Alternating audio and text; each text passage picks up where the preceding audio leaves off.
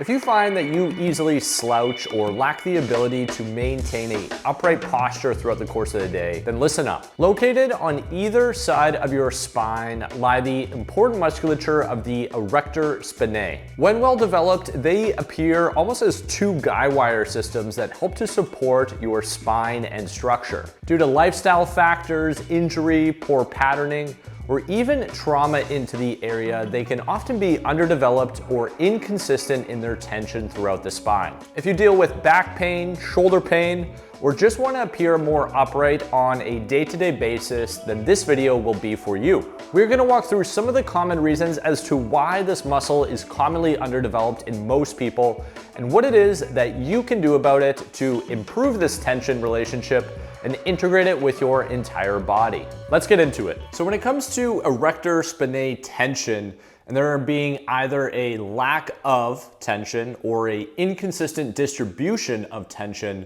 one of the more common themes is the Erector Spinae kind of working in a very isolated and contractile format to create a sense of stability in an area of the body where it probably doesn't through more efficient musculature. So one area that I typically like to start with people just to get a feel for what it feels like to create some length through their spine before we start to bring more contraction into it is in a quad pad position. And the reason why we are starting here is because we're gonna try to attempt to initially create some length through the tissues. An example of this would be if I have very overdeveloped erectors, we'll say predominantly through my lumbar spine, which tends to be quite common, and I'm here and these tissues are fixed in contraction, I can do all the cobras and T-spine extensions and everything I want in the world, but I might just be feeding that overly contracted tissue. So in order for us to get more even distribution, we first want to think about creating some level of length and then creating pressure around that length. So we're gonna come into a quad pad position. We'll go a decently wide base. I'm gonna say a little bit wider than your shoulders. You can think the inside of your thumbs are gonna be in line with your shoulder. So that's gonna be about the width that we're gonna go at. And we're gonna do a slight internal rotation.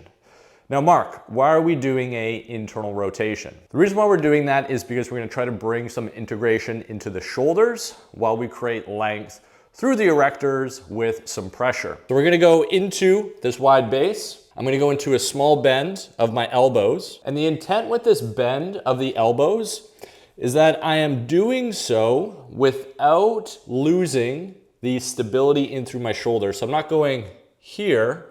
I'm actually gonna bend my elbows, but keep my shoulder blades in that position. The closer my knees are, the easier it's gonna be. The more I walk my knees back, the more challenging it's gonna be. What we're gonna attempt to do here is get some space between our hip bone and our shoulder girdle. So I'm gonna gently think about just pushing my hips back. And at the same time I do that, I'm gonna try to keep weight on my hands, not allowing my ribs at the bottom here to flare out or me to go into excessive extension tone in through the lumbar. I'm gonna try to maintain that position. And from here, we're just gonna begin to introduce some breathing around this. You can think about breathing in through the backside of your body or trying to breathe into those posterior ribs, trying to get some expansion kind of from your lowest rib right in through here, walking that breath almost all the way up, and just trying to maintain a gentle sense of contraction on the front side. I would suggest spending anywhere between about 30 to 45 seconds here, really trying to emphasize getting that initial shoulder stability, getting space between where your shoulders and your hips are, and then just trying to breathe around that position as what you can comfortably do. So now that we've created some length through the erectors, you kind of understand this relationship between the shoulders, the pelvis, and creating some pressure around there. You're gonna wanna grab yourself a Bosu if you have access to one. A pillow will also work here, or anything kind of with this semicircle pattern that's gonna allow you to lie down on. So what we're gonna do is come down onto this, and this is where we're gonna start to work into a little bit more of your conventional erector exercises.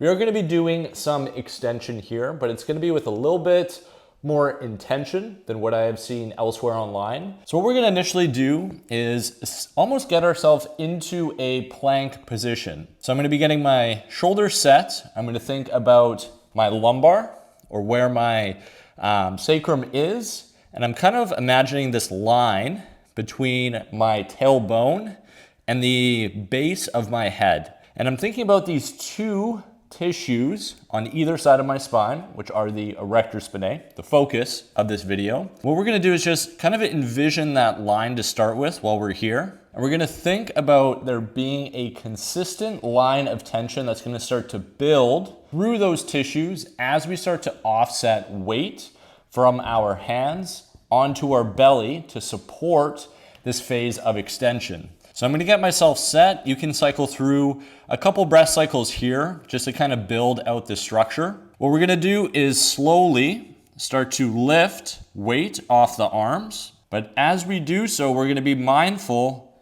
that we're not just extending or dumping into the lumbar as we do this. So you are gonna wanna maintain some level of integrity through the pelvis. We'll keep the toes planted. I'm gonna begin to slowly take my arms off. I'm gonna imagine that line on either side of my spine and there being kind of a consistent degree of tension there. From here, I'm gonna slowly begin to draw my elbows back before I start to go out into this wide shape with them. We're gonna do a hold here, trying to maintain good shoulder integrity and kind of that line of tension throughout the spine.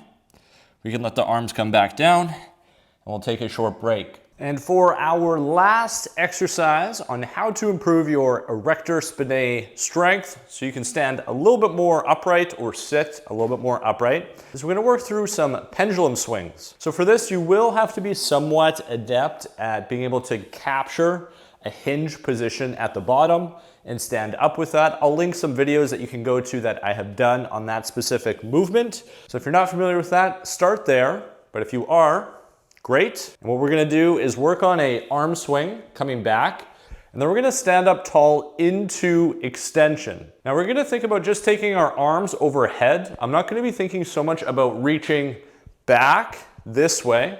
I'm gonna think about reaching up more. So we're gonna create a pendulum with the arms. I'm gonna think about stretching myself vertically as I do that. And we're just gonna work on kind of maintaining a rhythm as we're going through this. I'm kind of finding some hamstrings at the bottom. I'm thinking about using a little bit of that feedback to stand myself up with. And then my arms are just kind of being the rhythm that my body is more or less articulating around. If you feel like that's pretty easy, you got a good idea as to that rhythm, you can grab yourself some dumbbells.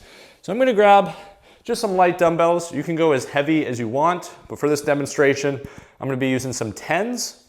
It's gonna be the exact same rhythm, but now there's just a little bit more feedback for that rhythm itself. So I just have to be able to maintain integrity in my structure a little bit more as I'm working around this.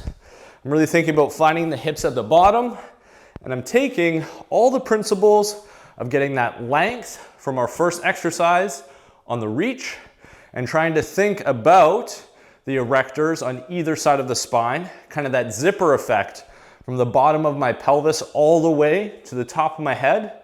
I'm thinking about that being active as I'm coming into that upright position.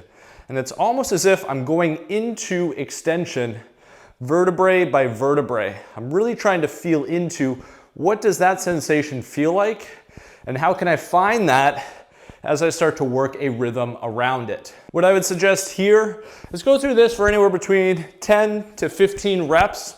Really the intent is that you're just working on the more rhythmic elements to it while you have that general awareness around the exercises that we have done up until this point. So that is gonna wrap this week's video on how to better develop and strengthen your Erector Spinae. As you've come to learn, we do have these muscles on either side of our spine, but it's also how they communicate and work with the rest of our body that's really gonna aid us in keeping this more upright position and getting these muscles online in a more succinct way. If you enjoy this type of content and wanna learn more about the holistic and integral processes as to movement and how to get your body working as one whole mechanism, then you can go check out another video I did on the body in some way right here.